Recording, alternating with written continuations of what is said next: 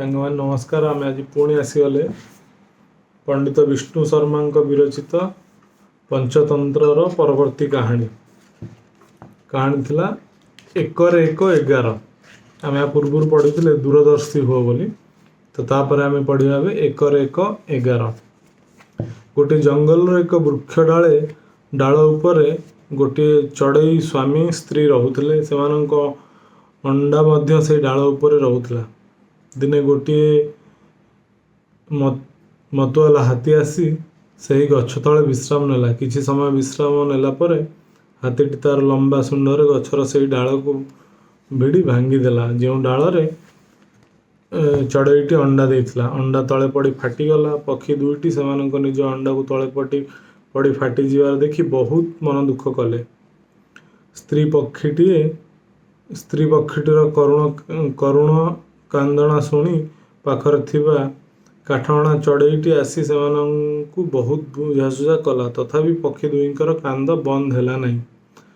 ଚଢ଼େଇ ଦୁହେଁ କାଠହଣା ଚଢ଼େଇକୁ କହିଲେ, ଯଦି ତୁ ଆମର ପ୍ରକୃତ ବନ୍ଧୁ, ତେବେ ସେହି ପାଗଳ ହାତୀକୁ ଉଚିତ ଶାସ୍ତି ଦେବାରେ ତୁ ଆମର ସାହାଯ୍ୟ କର। ସେ ହାତୀକୁ ଜୀବନରେ ମାରି ଆମେ ଆମ ଅଣ୍ଡା ଭାଙ୍ଗିବାର ପ୍ରତିଶୋଧ ନେବୁ। କାଠହଣା ପକ୍ଷୀଟି ସେ ସବୁ ଶୁଣିଲା ପରେ କହିଲା, ତୁମେ ଦୁହେଁ ଯାହା କହୁଛ ମୁଁ ସେଥିରେ ଏକମତ, ତେବେ ଏ କାମ କେବଳ ଆମ ଦ୍ୱାରା ହୋଇପାରିବ ନାହିଁ। ମୋର ଗୋଟିଏ ମହୁମାଛି ସହ ବନ୍ଧୁତା ଅଛି, ଆମେ ତାର ମଧ୍ୟ ସାହାଯ୍ୟ ନେବା। ଏହା କହି କାଠହଣା ଚଢ଼େଇ ମହୁମାଛିକୁ ସେଠାକୁ ଡାକି ଆଣି ସବୁ କଥା କହିଲା। ସମସ୍ତ କଥା ଶୁଣିବା ପରେ ମହୁମାଛି କହିଲା, ଏ କାମ ଆମ 3 ଜଣଙ୍କର ଆଦୌ ନୁହେଁ। ଆମକୁ ଆହୁରି ଏକ ସହାୟତା ନେବାକୁ ପଡ଼ିବ। ମୋର ଗୋଟିଏ ବେଙ୍ଗ ସାଙ୍ଗ ଅଛି, ଆମେ ତାର ସାହାଯ୍ୟ ନେବା। ଏହାପରେ ତିନିହେଁ ଚଢ଼େଇ ସ୍ୱାମୀ ସ୍ତ୍ରୀ କାଠହଣା ପକ୍ଷୀ ମହୁମାଛି ସହିତ ଯାଇ ପହଞ୍ଚିଲେ ମେଘନାଦ ନାମକ ବେଙ୍ଗ ପାଖରେ। ବେଙ୍ଗ ସବୁ ଶୁଣି ସାରିବା ପରେ ହାତୀକୁ ମାରିବା ପାଇଁ ଏକ ଯୋଜନା ପ୍ରସ୍ତୁତ କଲା। ସେହି ଅନୁସାରେ ମହୁମାଛି ପ୍ରଥମେ ଯାଇ ହାତୀ କାନରେ ଏପରି ମଧୁର ସ୍ୱରରେ ଗୀତ ଗାଇଲା ଯେ ହାତୀ ଆଖି ବୁଜି ଶୋଇପଡ଼ିଲା। ଏତିକି ବେଳକୁ କାଠହଣା ଚଢ଼େଇ ଯାଇ ହାତୀର 2 ଆଖିକୁ ତା ମୁନିଆ ଥଣ୍ଟରେ ଖୁମ୍ପି ଖୁମ୍ପି କଣା କରିଦେଲା। ହାତୀ ଅନ୍ଧ ହୋଇ ପାଗଳପ୍ରାୟ ଏଣେତେଣେ ଦୌଡ଼ିବାରେ ଲାଗିଲା।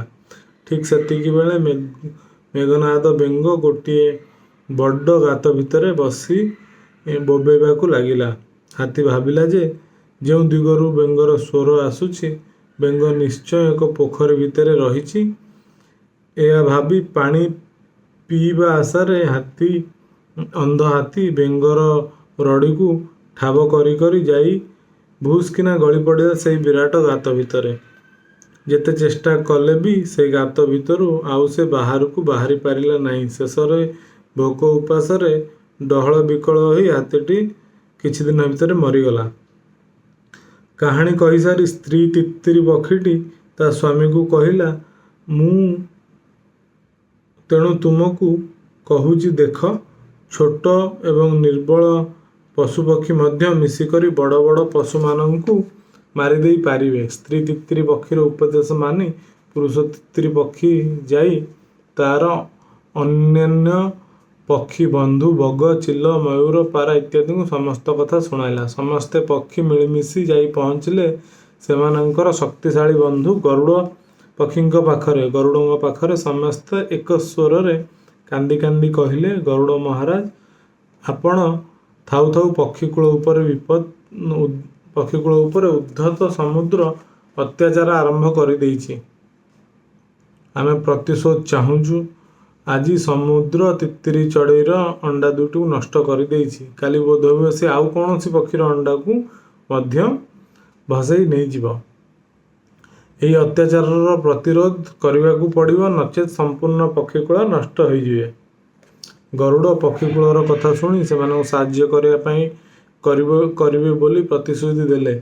ତେବେ ଠିକ୍ ଏତିକି ବେଳକୁ ଗରୁଡ଼ ପକ୍ଷୀଙ୍କ ପାଖରେ ବିଷ୍ଣୁ ଭଗବାନଙ୍କ ଦୂତ ଆସି ପହଞ୍ଚି ଜଣାଇଲେ ଯେ ଭଗବାନ ଗରୁଡ଼ ପିଠିରେ ବସି କୌଣସି କାର୍ଯ୍ୟରେ ଯିବାକୁ ପ୍ରସ୍ତୁତ ହେଉଛନ୍ତି।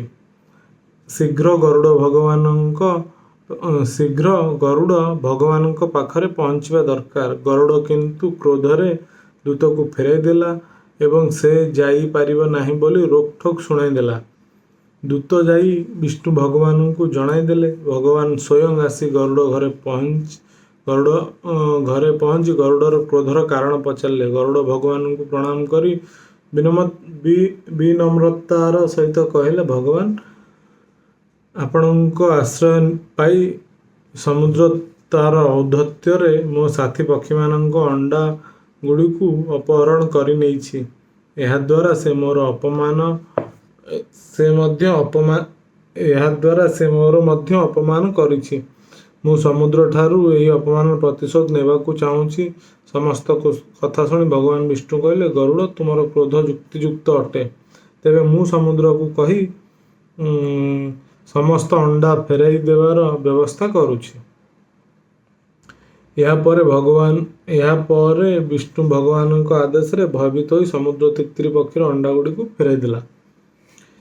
ଏହି ସବୁ କାହାଣୀ ଶୁଣି ସାରିବା ପରେ ବଳଦ ସଞ୍ଜୀବକ କହିଲା, ଭାଇ ବିଲୁଆ ଦମନକ, ତମେ ଯାହା ସବୁ କହିଲ ସେସବୁ ଠିକ୍, କିନ୍ତୁ ମୁଁ କିପରି ଜାଣିବି ଯେ ସିଂହ ପିଙ୍ଗଳଙ୍କ ମନରେ ମୋ ପ୍ରତି ଶତ୍ରୁଭାବ ଅଛି ବୋଲି? ବିଲୁଆ ଦମନକ ବଳଦ ସଞ୍ଜୀବକୁ କହିଲା, ଏକଥା ଜାଣିପାରିବା କିଛି ବଡ଼ କଥା ନୁହେଁ। ଯେତେବେଳେ ତୁମେ ସିଂହ ପିଙ୍ଗଳଙ୍କ ପାଖକୁ ଯିବ, ଯଦି ଦେଖିବ ଯେ ସିଂହର ଆଖି ଦୁଇଟି ନାଲି ପଡ଼ିଯାଇଛି, ମୁହଁକୁ ଜିଭରେ ଚାଟି ସେ ତୁମ ଆଡ଼କୁ ବଙ୍କେଇ ବଙ୍କେଇ ଚାହୁଁଛି, ତେବେ ଜାଣିଯିବ ଯେ ତୁମକୁ ମାରିବାକୁ ପ୍ରସ୍ତୁତ ହୋଇଗଲାଣି। ସବୁଠାରୁ ଉଚିତ ହେବ ତୁମେ ରାତାରାତି ଏ ଜଙ୍ଗଲ ତ୍ୟାଗ କରି ଅନ୍ୟତ୍ର ପଳାୟନ କର। ତେଣିକି ତୁମର ଯାହା ଇଚ୍ଛା। ଏହାପରେ ବିଲୁଆ ଦମନକ ନିଜ ସାଥୀ ବିଲୁଆ କରଟକ ପାଖକୁ ଆସି କହିଲା, ନୀତିପୂର୍ବକ ଯାହା କରିବାର କଥା ତାହା ମୁଁ କରିଦେଲି। ତେଣିକି ସଫଳତା ଦୈବର ଅଧୀନରେ। ବିଲୁଆ କରଟକ ଦମନକୁ ପଚାରିଲା, ଯେଉଁ ପ୍ରକାରର ନୀତିଯୁକ୍ତ କାର୍ଯ୍ୟ ତୁ କରିଦେଲୁ ମୋ ଆଗରେ କହ। ଦମନକ କହିଲା, ମୁଁ ମିଛ କଥା କହି ସିଂହ ଆଉ ବଳଦକୁ ପରସ୍ପରର ଏପରି ଶତ୍ରୁ କରିଦେଲି ଯେ ଭବିଷ୍ୟତରେ ଶତଚେଷ୍ଟା କଲେ ମଧ୍ୟ କେହି ଆଉ କାହାରିକୁ ବିଶ୍ୱାସ କରିବେ ନାହିଁ। ଏକଥା ଶୁଣି କରଟକ ବିଲୁଆ କହିଲା, ମିତ୍ର, ତୁ କିନ୍ତୁ ଆଦୌ ଭଲ କାମ କଲୁ ନାହିଁ। ଦୁଇଟି ସ୍ନେହୀ ହୃଦୟରେ ଦ୍ୱେଷର ମଞ୍ଜି ବୁଣିଦେବା ଖରାପ କାମ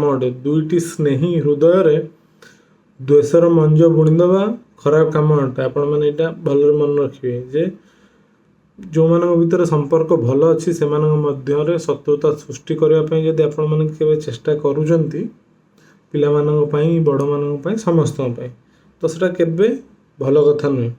ତେଣୁ କରଟକ କ'ଣ କହୁଛି, ଦୁଇଟି ସ୍ନେହୀ ହୃଦୟରେ ଦ୍ୱେଷର ମଞ୍ଜି ବୁଣିଦେବା ଖରାପ କାମ ଅଟେ। ଦମନକ ଏହାର ଜବାବରେ କହିଲା, କରଟକ, ତୁ ନୀତି କଥା ଆଦୌ ଜାଣିନାହୁଁ, ତେଣୁ ଏପରି କଥା କହୁଛୁ। ବଳଦ ସଞ୍ଜୀବକ ଆମର ମନ୍ତ୍ରୀପଦ ଆମଠାରୁ ଛଡ଼େଇ ନେଇଛି। ସେ ଆମର ଶତ୍ରୁ। ଶତ୍ରୁକୁ ପରାସ୍ତ କରିବା ପାଇଁ ଧର୍ମ ଅଧର୍ମ ଦେଖାଯାଏ ନାହିଁ। ଆତ୍ମରକ୍ଷା ହେଉଛି ସବୁଠୁ ବଡ଼ ଧର୍ମ। ସ୍ୱାର୍ଥ ସାଧନ ହିଁ ସବୁଠାରୁ ମହାନ କାର୍ଯ୍ୟ ଅଟେ। ସାଙ୍ଗମାନେ, ପିଲାମାନେ, ମୁଁ ଏହା ସହିତ ଜମାରୁ ମୋର ମତାମତ ବ୍ୟକ୍ତିଗତ ମତାମତ ସହିତ ଏକଦମ ବିରୋଧାଭାସ କରୁଛି। ତେଣୁ ଆଗକୁ ବଢ଼ିବା। କ'ଣ କହିବାକୁ ଚାହୁଁଛନ୍ତି, ଆମେ କ'ଣ ଶିକ୍ଷା ଦେବାକୁ ଚାହୁଁଛନ୍ତି ଏ ଗପ ମାଧ୍ୟମରେ ପଣ୍ଡିତ ବିଷ୍ଣୁ ଶର୍ମା ଆମକୁ? ତ ଦମନ କ'ଣ ସ୍ୱାର୍ଥ ସାଧନ ହିଁ ସବୁଠାରୁ ମହାନ କାର୍ଯ୍ୟ ଅଟେ। ସ୍ୱାର୍ଥ ସାଧନ ପାଇଁ କୂଟ କପଟ ନୀତିରେ ହିଁ କାମ କରିବାକୁ ପଡ଼ିଥାଏ। ବିଲୁଆ ଦମନକ ଚାଲିଯିବା ପରେ ବଳଦ ସଞ୍ଜୀବକ ମନେ ମନେ ଭାବିଲା, ମୁଁ ଗୋଟିଏ ଶାକାହାରୀ ପଶୁ ହୋଇ ଏକ ମାଂସାହାରୀ ପଶୁ ସିଂହ ସହିତ ବନ୍ଧୁ ବାନ୍ଧିବା ଠିକ୍ କାମ କରିନାହିଁ। କିନ୍ତୁ ଏବେ କରିବି କ'ଣ? ଆଉ ଥରେ ଯାଇ ସିଂହର ଶରଣ ପଶି ତା ସହିତ ମିତ୍ରତା ବଢ଼ାଇବା ଉଚିତ ହେବ। ଏହା ଭାବି ବଳଦ ସଞ୍ଜୀବକ ଯାଇ ପହଞ୍ଚିଲା ସିଂହ ପିଙ୍ଗଳକ ପାଖରେ। ପିଙ୍ଗଳକ ସିଂହ ମନକୁ ତ ବିଲୁଆ ଦମନକ ଆଗରୁ ବିଷାକ୍ତ କରିଦେଇଥିଲା।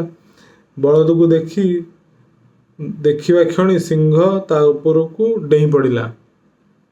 ବଳଦ ବି ନିଜକୁ ରକ୍ଷା କରିବା ଲାଗି ତା ମୁନିଆ ସିଂହକୁ ଠିଆ କରି ସିଂହ ସହ ଯୁଦ୍ଧ କରିବାରେ ଲାଗି ପଡ଼ିଲା। ଏ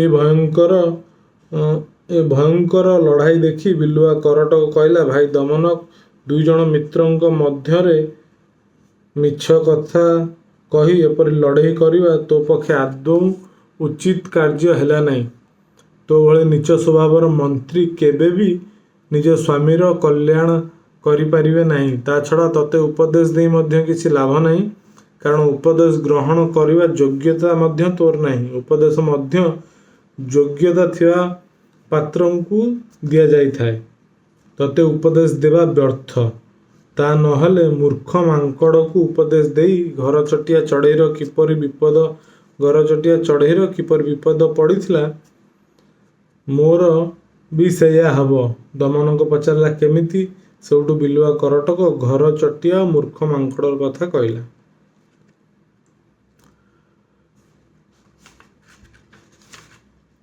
ଏକରେ 11 ଏ ଗପ ଲେଖିବାର ଉଦ୍ଦେଶ୍ୟ ଏହା ଥିଲା ଯେ ମିଳିମିଶି କାମ କଲେ ଯେଉଁ କାମ ଆମେ ଏକୁଟିଆ କରିପାରିବା ନାହିଁ, ସେ କାମ ଛୋଟ ଛୋଟ ଆମ ସାଙ୍ଗମାନଙ୍କ ଦ୍ୱାରା ହେଲା, ଆମର ସହକର୍ମୀମାନଙ୍କ ଦ୍ୱାରା ହେଲା କି ପିଲାମାନଙ୍କ ଦ୍ୱାରା ହେଲା, ତ ମିଳିମିଶି କାମ କଲେ ସେମାନେ କରିପାରିବେ। ଯେମିତି ଗୋଟିଏ ହାତୀକୁ ଗୋଟେ କାଠହଣା ଚଢ଼େଇ, ଗୋଟେ ବେଙ୍ଗ, ଗୋଟେ ମହୁମାଛି ମିଶି ଆଉ ଦୁଇଟି ଦୁଃଖୀ ଯେଉଁମାନଙ୍କର ପରିବାର ନଷ୍ଟ ହୋଇଯାଇଥିଲା, ହାତୀ ନଷ୍ଟ କରିଦେଇଥିଲା, ତ ସେମାନେ ମିଶି ଛୋଟ ହେଲେ ମଧ୍ୟ ହାତୀକୁ ମାରିଦେଇ ପାରିଥିଲେ। ତ ଏଇଟା ଥିଲା ଉଦ୍ଦେଶ୍ୟ 1ରେ 11 ଗପର ମେନ୍ ଉଦ୍ଦେଶ୍ୟ। ୟା ପରେ ବଳଦ ସଞ୍ଜୀବକ ଆଉ ସିଂହ ପିଙ୍ଗଳଙ୍କ ମଧ୍ୟରେ ଯେଉଁ ଶତ୍ରୁତା ସୃଷ୍ଟି କରିଛି ବିଲୁଆ ଦମନକ, ତ ସେ କଥାକୁ ନେଇ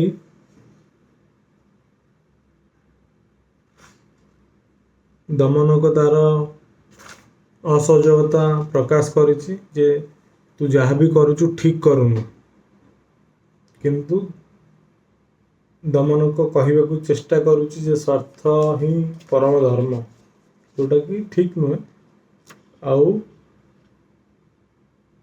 ସ୍ୱାର୍ଥ ପାଇଁ କୂଟ କପଟର ନୀତି ହିଁ କାମ କରିବାକୁ ପଡ଼ିଥାଏ। ତ ଏହାପରେ ଏଇ ଯେଉଁ ବିଶ୍ୱାସରେ ବିଷମଞ୍ଜି ଦେଲା ପରେ ବଳଦ ଚିନ୍ତା କରି ସିଂହ ପାଖକୁ ଯାଇଛି। ଆଉ 2 ଜଣ ମାଡ଼ଗୋଳ ହେଇଛନ୍ତି, 2 ଜଣଙ୍କ ଭିତରେ ଯୁଦ୍ଧ ହେଇଛି। ଏହା କରଟକ ଦେଖି ବ୍ୟସ୍ତ ହୋଇପଡ଼ିଛି। କରଟକ ଦମନକୁ କହିଛି, ଏ ଯାହା କରିଛୁ ତୁ ଠିକ୍ କରିନୁ। ଆଉ ତୋ ଭଳିଆ ନୀଚ ସ୍ୱଭାବର ଲୋକ କୌଣସି ରାଜାର କୌଣସି ସ୍ୱାମୀର ହିତ କଲ୍ୟାଣ କାମ କରିପାରିବ ନାହିଁ। ବାକି ତୋର ବର୍ତ୍ତମାନ ଯେଉଁ ପରିସ୍ଥିତି, ତୋତେ ଉପଦେଶ ଦେବା ପାଇଁ ମଧ୍ୟ ଲୋକ ଯୋଗ୍ୟ ହେବା ଦରକାର, ବାକି ତୋର ସେ ଯୋଗ୍ୟତା ନାହିଁ। ତେଣୁ ତୋତେ ଉପଦେଶ ଦେବା ବ୍ୟର୍ଥ।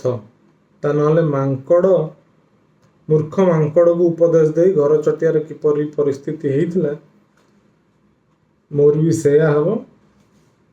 ତ ଏହାର ପରବର୍ତ୍ତୀ ଯେଉଁ ଗପ ରହିବ ଆମର ମୂର୍ଖ ମାଙ୍କଡ଼ର କଥା। ଏଥିରେ ଆମେ କ'ଣ ଶିଖିବା?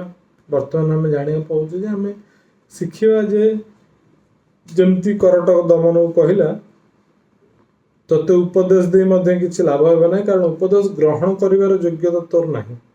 ତ ନିହାତି ଏଇ ଉପଦେଶ ବିଷୟରେ କିଛି ନୂଆ କଥା ଆମେ ଜାଣିବାକୁ ପାଇବା ଯେ କିଏ ଉପଦେଶ ପାଇବା ଯୋଗ୍ୟ, କିଏ ଯୋଗ୍ୟ ନୁହେଁ। ତ ଅଯୋଗ୍ୟରେ ଉପଦେଶ ଦେଇ ଅଯୋଗ୍ୟ ମୂର୍ଖ ମାଙ୍କଡ଼କୁ ଉପଦେଶ ଦେଇ ଘରଚଟିଆର କିପରି ବିପଦ ଆସିଥିଲା, ଆମେ ସେ କଥା ଜାଣିବା ପରବର୍ତ୍ତୀ ଗପରେ। ନମସ୍କାର, ଧନ୍ୟବାଦ।